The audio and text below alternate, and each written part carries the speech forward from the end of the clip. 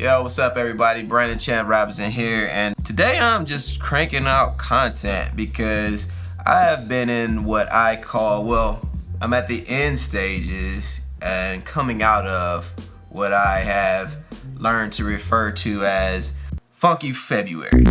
And the reason I call it Funky February is because ever since I decided to go on my own and do my own business and quit my job and all that good stuff, every February is very, very slow. It just slows down drastically for me.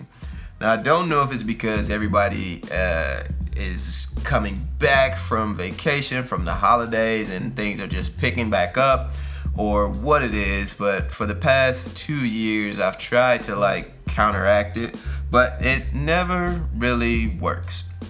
Hasn't worked yet, I should say. So I just wanted to talk a little bit about trying to get out of these funks. I try to stack as much money as I can throughout the year to try and offset and get me through the funky February. You know, a lot of times it just gets tight, and you gotta tighten up your belt, tighten up your bootstraps, whatever they say, you know what I mean, and you gotta thug it out. Some of the things that I try to do is whenever I'm feeling the funk coming on, I try to immediately do things to get myself out of it, whether it be playing with the baby,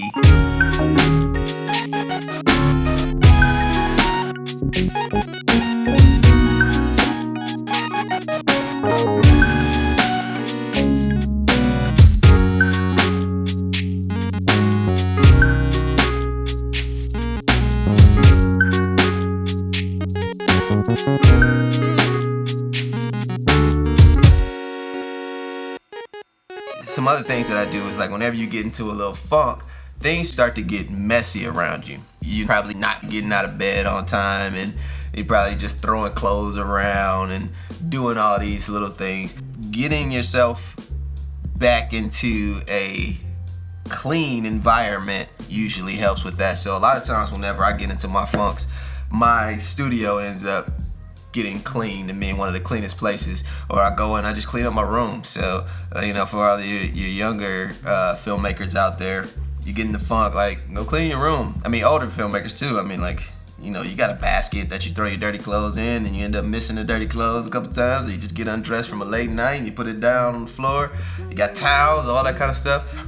Get in there and clean it up, do everything. Rearrange. That's another thing that I like to do, is just rearrange. I rearrange the studio a few times. That helps me put myself into a different mind state, because the big long and short of it is you have to control what mindset you're in and what mind state you're going through as you try to make it through the funky February or any kind of funk that you're having.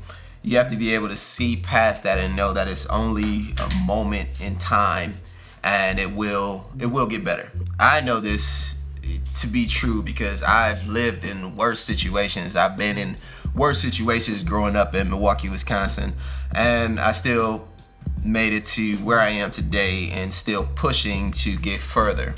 Another thing that I've been working on and I need to do is you have to create multiple streams of income. So when that clientele dies down, and that's really the problem that I have currently, is that when the clients go on break, or when the clients change directions, and you're left with trying to figure it out because now the client has changed directions, whether it be your fault or no fault of your own, it just changed, or new management came in and something switched up. You have to be ready to figure that out, whether you're going to try and do something to keep that client, or if ultimately it's that time, that season has passed for you with that client. What are you going to do to find new clients, or where's your next move? So multiple streams of revenue is key. While you're in that funk, work towards doing things, maybe building a website, building a class. I'm in the process of building a class, making sure my website is getting back up to par, selling these, imagination upgraded shirts for people who've been asking me about them for years, and I only have, like, for myself, I've been selfish with them, so I'm getting them out there now. Those kind of things just create multiple streams of income. I mean, even if you're bored, you're down, don't have anything to do, you go and you drive Uber for a bit, or you go and you do Postmates, or you go and you do Amazon deliveries. I know that a lot of us filmmakers, we want to stick with this, and we have to stick with this and push it through, so we don't want to go out and get like a traditional job where we are required to come in on a 9 to 5 and we can't get off when the time calls and we have to go and travel, or we have to take a week and do a shoot, which would be, a lot more lucrative as far as maybe pay or career wise than you going and punching in the clock at Whole Foods or something. At the same time, I say that to say, don't be ashamed if you have to go and pick up a job. Like, if you have to go and pick up a side job, that's okay. Like, I am not mad at anybody or hating on anybody who has to do what they have to do to support themselves and or their family. You have to take care of home first. So if that means, yes, you have to go get a job, go ahead and do it. Some other things is, it's really hard, but try to use that time to get creative. Maybe you can go back in and retweak some different jobs that you have. Maybe remake the reel. Maybe focus a little more on your Instagram.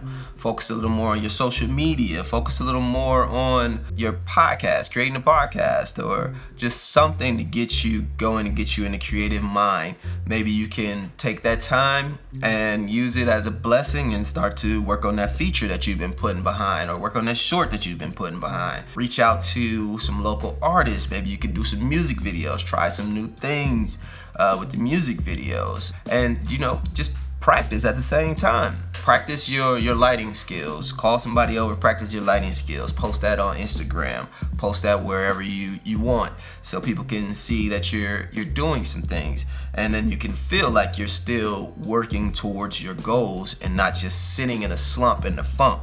Sitting in a slump in the funk is the worst. So obviously this video was pre-COVID-19 situation, and I wanted to just interject really quick just to say a few things. So first thing is, this is a little bit more now than Funky February. We're jumping into a territory that I don't think any of us have ever seen before. And now it's time to just kind of buckle down and do our part as far as social distancing and, washing our hands, staying clean, and disinfecting everything to try and flatten the curve and control the spread of this virus. For me, as far as work-wise, it has pretty much come to a halt. I mean, I've got a few things that I need to edit and color grade and get those out, but after that, it's pretty much done.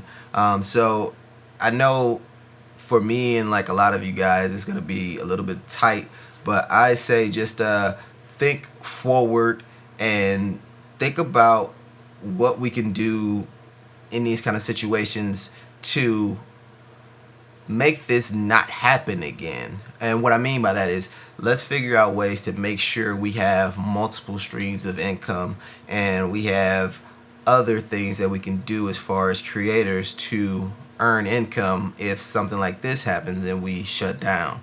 Because that's basically where we're at now. We're at a shutdown, and everybody's kind of panicking, trying to figure out where the rent's going to come from, the bills, utilities, credit cards, all that kind of stuff. But I think if we just buckle down and really take this time to learn some new things and learn some new strategies and figure out some new streams of revenue that we can put together, I think this will make us come out stronger on the other end.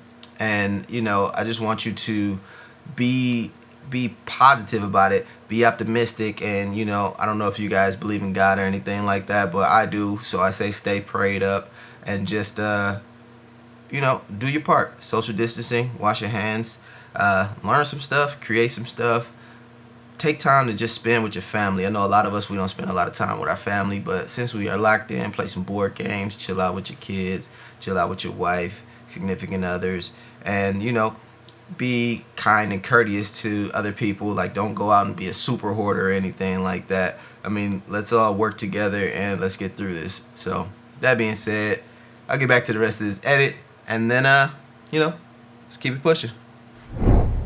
Let me know what you guys do. If you guys have a month or a time where, you know, it gets real funky for you as far as business goes and everything kind of breaks down or screeches to a halt, let me know what you guys are doing to get through that.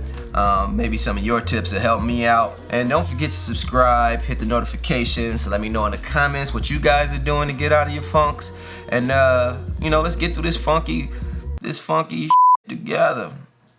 Let's get to this funky together. I be trying not to cuss anymore on these. I'm gonna bleep those out. With that being said, me being this funky February is getting me to make more content and get that out to you guys. So hope you're enjoying this. Let's keep it up. There'll be a longer discussion of the funky February and just the trials and tribulations of being an independent filmmaker, an entrepreneur, and things like that. There'll be a longer discussion in podcast form that I'm gonna do. So please subscribe to the podcast on Apple Podcasts or wherever you get your podcasts. Actually, not wherever you get your podcasts. Apple Podcasts and SoundCloud for Android users. And then I'll post them on here as well if you want to have the video to it. Assuming there will be video, but usually there is if I have a guest. If it's just me, I'll probably just do audio.